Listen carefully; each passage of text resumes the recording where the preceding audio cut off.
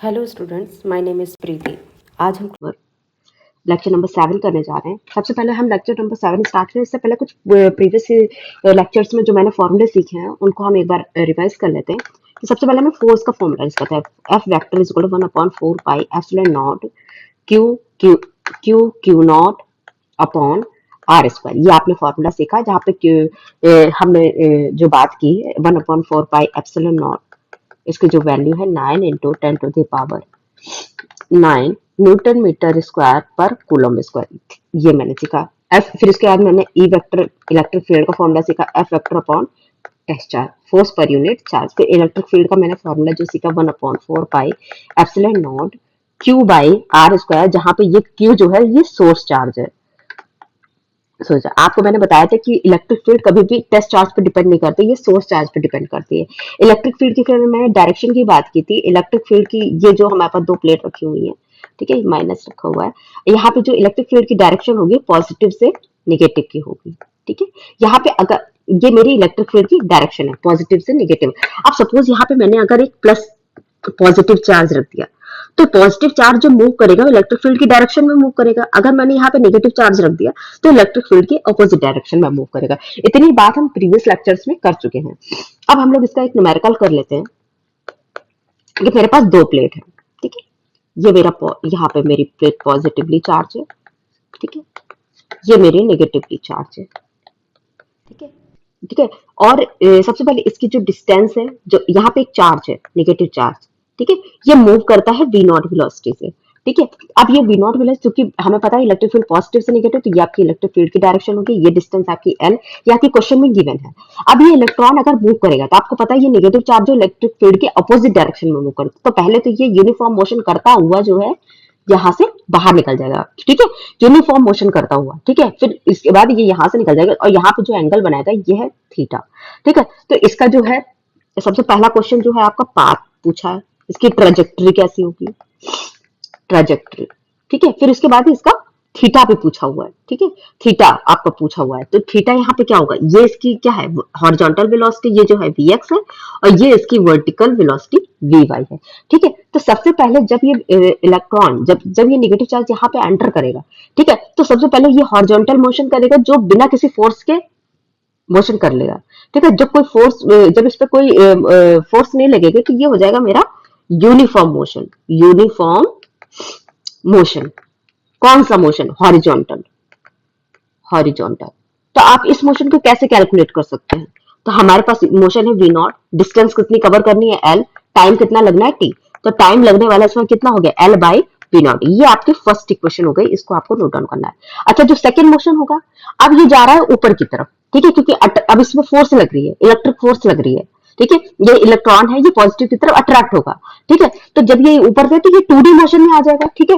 जब इसमें फोर्स लगने लगती है तो ये हो जाता है मेरा non uniform motion, non uniform motion. तो हम लोग इसको कैसे calculate, v equal to U plus AT, initially तो इस पे u जीरो था तो V Y is equal to AT, ठीक है। ये हमारा हो जाए नॉन यूनिफॉर्म मोशन, ये मेरा हो जाएगा vertical motion, vertical motion V Y, ये हमारी सेकेंड इक्वेशन हो गई।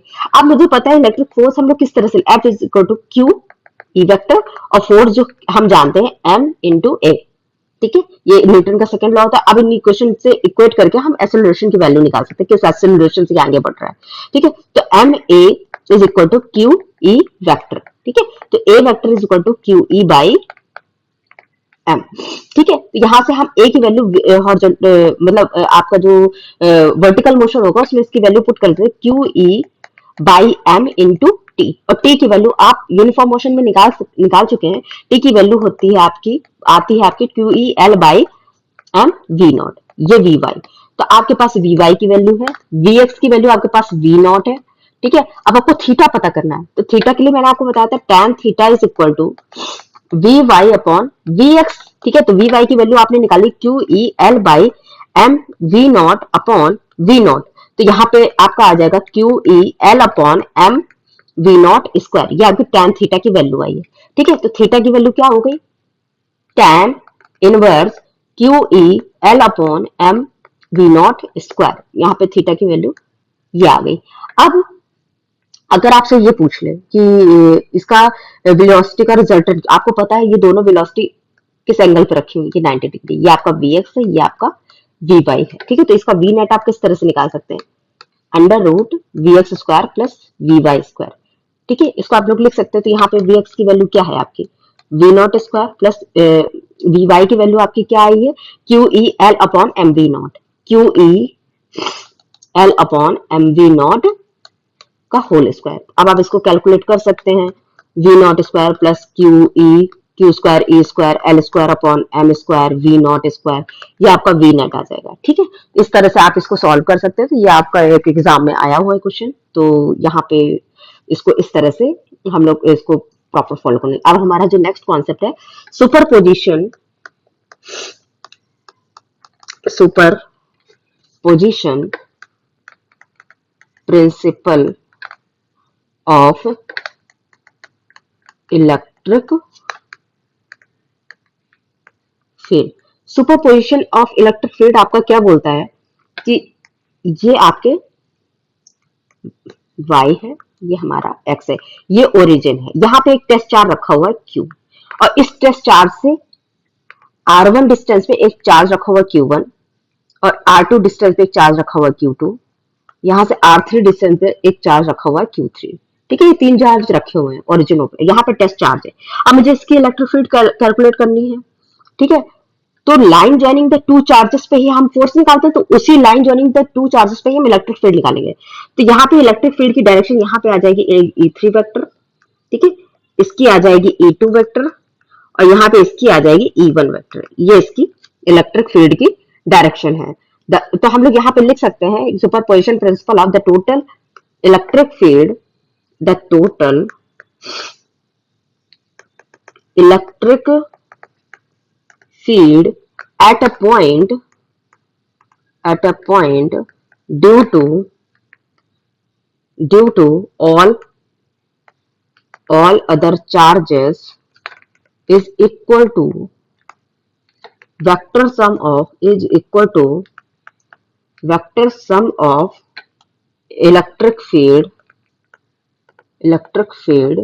due to other charge. तो इसको हम लोग किस तरह से लिख सकते हैं, E vector is equal to, आप इसका जो ई नेट आएगा, ई नेट लिख सकते हैं E1 vector plus E2 vector plus E3 vector. अब E1 वेक्टर क्या होगा आपका, आप लोग जानते हैं 1/4 pi epsilon not Q1 upon R1 square R1 cap.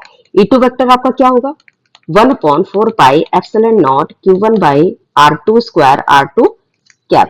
E3 vector आपका क्या होगा, 1/4 पाई एप्सिलॉन नॉट Q, यहाँ पे ये Q2 है, Q3 upon R3 square R3 cap. अब इनको यहाँ पे कंबाइन करके जब लिखते हैं तो ई नेट हम लिख सकते हैं इस तरह से, 1/4 पाई एप्सिलॉन नॉट आपका कॉमन आ जाएगा, Q1 upon R1 square R1 cap plus Q2 upon R2 square R2 cap plus Q3 upon R3 square R3 cap. ये आपका हो जाएगा superposition principle of electric field.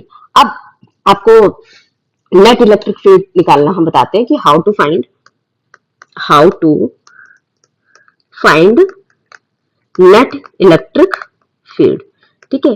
अगर दो इलेक्ट्रिक फील्ड आपके पास given है जो सेम डायरेक्शन में है, ये E1 है, ये आपकी E2 है, तो आपको सिंपली ऐड कर देना है दोनों इलेक्ट्रिक फील्ड को आपस में, ठीक है। नेट आपका हो जाएगा, ई नेट हो जाएगा आपका E1 प्लस E2, ठीक है।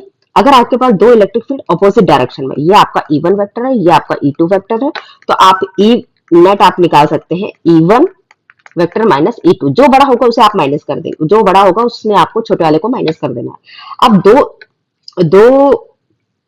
दो इलेक्ट्रिक फील्ड आपस में इस तरह से थीटा एंगल पे अलाइंड है, ठीक है। तो इसको आप, ये आपका है E1 वेक्टर, यह है आपका E2 वेक्टर, तो यहाँ पे इसका ई नेट होगा, ई रिजल्टेंट जिसको आप बोलते हैं, ठीक है। तो ई वेक्टर आप लोग लिख सकते हैं, कोई सी थीटा एंगल पे होंगे तो E1 square plus E2 square plus 2E1 E2 cos theta, ठीक है। अब इसके बीच का tan अल्फा भी आप लोग निकाल सकते हैं। tan अल्फा आप लोग किसका, E2 साइन थीटा अपॉन का E1 plus E2 cos theta, ठीक है। तो यहाँ पे आप लोग इस तरह से नेट इलेक्ट्रिक फील्ड निकाल सकते हैं। अब हम लोग इसका एक न्यूमेरिकल कर लेते हैं। कि मेरे पास दो चार्जेस गिवन है किसी, ठीक है, ये 8 सेंटीमीटर की डिस्टेंस पे रखे हुए हैं, दो चार्ज रखे हुए हैं, ठीक है। यहाँ पे आपका 16 माइक्रो कूलम है, ठीक है, यहाँ पे आपका -9 माइक्रो कूलम है। तो यहाँ पे मुझे find the point where the resultant field is 0, ठीक है, रिजल्टेंट फील्ड 0 निकाल दो, ठीक है। अब यहाँ पे हम लोग थोड़ा सा दिमाग लगाते हैं कि यहाँ पे अगर मुझे कहीं पे फील्ड निकालनी, तो हमने आपको एक मेथड बताया कि वहां पे हम टेस्ट चार्ज रखते हैं। सपोज मैंने यहाँ पे टेस्ट चार्ज रखा है क्यू नॉट, ये एक्स डिस्टेंस पे रखा, ठीक है। अब मैंने देखा इसके ये जो पॉजिटिव चार्ज है ये भी पॉजिटिव है, ये पॉजिटिव पॉजिटिव एक दूसरे को रिपल करेंगे। अब ये पॉजिटिव है ये निगेटिव है, ये दोनों एक दूसरे पे अट्रैक्ट होंगे। तो आप ये देख रहे हैं कि इलेक्ट्रिक फील्ड सेम डायरेक्शन में है, सेम डायरेक्शन में तो ऐड हो जाएगी, हमें तो रिजल्टेंट 0 करना है, ठीक है। तो यहाँ पे हम इस चार्ज को, टेस्ट चार्ज को नहीं रख सकते, तो इसको हम लोग इरेज कर देते हैं। अब हम लोग जरा रख के देखते हैं यहाँ पे, ठीक है, यहाँ पे हम इसको नहीं रख सकते टेस्ट चार्ज। अब हम लोग इसके बाहर रख के देखते हैं। सपोज मैं इस टेस्ट चार्ज को यहाँ पे एक्स डिस्टेंस पे यहाँ रख देती हूँ टेस्ट चार्ज, ठीक है, ये हमारा है एक्स डिस्टेंस पे, ठीक है। इतने मैंने टेस्ट चार्ज जब यहाँ पे रखा तब मैंने देखा इस जब ये टेस्ट चार्ज पॉजिटिव है ये निगेटिव है, तो ये आपका क्या करेगा, ये अट्रैक्ट कर लेगा, तो इसकी फील्ड की डायरेक्शन होगी ये इस तरफ होगी। अब ये आपका पॉजिटिव चार्ज है, ये पॉजिटिव, ये एक दूसरे को रिपल करेंगे, ठीक है, तो ये आपका हो जाएगा ये E1, तो ये आपका रिपल करेगा तो ये E2। अब ये अपोजिट डायरेक्शन में, तो अब ये आपस में जो है 0 हो सकते हैं। अब रिजल्टेंट फील्ड 0 करनी है तो हम क्या करेंगे, यहाँ पे 8 + x पे, ठीक है, मैंने रख दिया, ठीक है। तो यहाँ पे हम लोग क्या करेंगे, यहाँ पे इस पर सबसे पहले इसकी डिस्टेंस निकाल लेंगे, ठीक है। तो E1 vector is equal to E2 vector, तो इसको हम लोग कैलकुलेट जब करेंगे तो यहाँ पे E1 वेक्टर आ जाएगा 1/4 pi epsilon not -9 into 10⁻⁻6 upon, ये यहाँ से x डिस्टेंस पर तो x स्क्वायर, यहाँ पर E2 वेक्टर हो जाएगा 1/4 पाई एप्सिलॉन, यहाँ से कितनी डिस्टेंस है, ये टेस्ट चार्ज किस डिस्टेंस पर रखा हुआ है, ठीक है। तो यहाँ पे इसका जो चार्ज है 16 इंटू 10⁻⁻6 अपॉन का 8 + x का होल स्क्वायर, ठीक है। जो भी डिस्टेंस आएगी वो हमारे सेंटीमीटर में आएगी, उसको बाद में कैलकुलेट, तो ये 10⁻6 cancel, 1/4 pi epsilon naught cancel हो जाएगा, तो यहाँ पे हमारा आएगा -9 upon x square is equal to 16 upon 8 + x का होल स्क्वायर, ठीक है। तो इसको हम लोग जरा कैलकुलेट करते हैं, -9 8 + x का whole square is equal to 16 x square. अब इसको हम लोग कैलकुलेट जब ओपन करते हैं, ठीक है, जब इसको हम यहाँ पे ओपन है -9 8 का square 64 + x square + 16x is equal to 16x square, ठीक है। अब हम लोग इसको जब आपस में कैलकुलेट करेंगे तो यहाँ पे जो हमारा आएगा, यहाँ पे जो हम लोग आएगा 16/9 आ जाएगा, 16/9 is equal to 8 + x upon x का होल स्क्वायर 16/9। इसको हम लोग एक और तरीके से भी कर सकते हैं, ठीक है, थोड़ा सा और इजी वे में इसको कर सकते हैं, ठीक है। तो इसमें हम लोग क्या करेंगे, 8 + x अपॉन x इसका होल स्क्वायर और 16/9, ठीक है, ये माइनस है। अब हम इसका इसका ये परफेक्ट स्क्वायर है दोनों, तो 8 + x upon x is equal to 4/3, ये हो जाएगा। अब इसको क्रॉस मल्टीप्लाई करें, 8 3 जा 24 + 3x is equal to 4x, ये यहाँ पे जाएगा तो x इज इक्वल टू 24, तो ये आएगा आपका 24 सेंटीमीटर। अब आप देखेंगे कहाँ पे इसकी फील्ड 0 होगी, -9 माइक्रो कोलॉम्ब से 24 सेंटीमीटर पे जब हम टेस्ट चार्ज पुट करेंगे तब इसकी इलेक्ट्रिक फील्ड 0 हो जाएगी, ठीक है। तो यहाँ से आपने x की वैल्यू निकाल ली, x is equal to 24 centimetre from -9 micro coulomb charge, ठीक है। यहाँ से x आपका -9 माइक्रो कूलम से 24 सेंटीमीटर पे, तो यहाँ पे ये मेरा न्यूमेरिकल खत्म होता है। तो आज के लिए सिर्फ इतना ही, थैंक यू।